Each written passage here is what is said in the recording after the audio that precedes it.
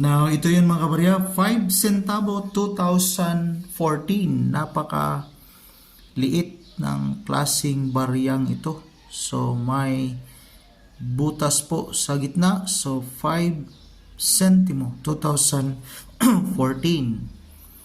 Ito yung sa likod.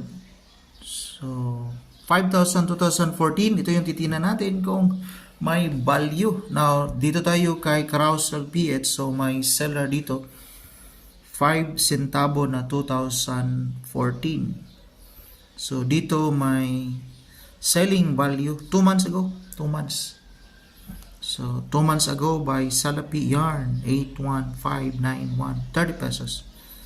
So, kahit na maliit na klaseng barya, so may nagbibinta na po.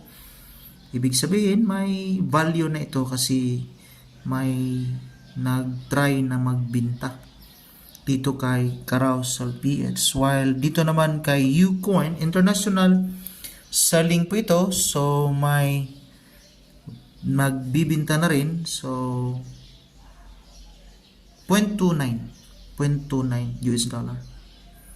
So, 2014. While dito kay in.nomista.com 2014, so may value appraisal, very fine, 13 pesos. Extra fine, 13. Almost uncirculated, 22. Uncirculated naman niya is 22. So, yan po. May seller tayo sa bariyang ito.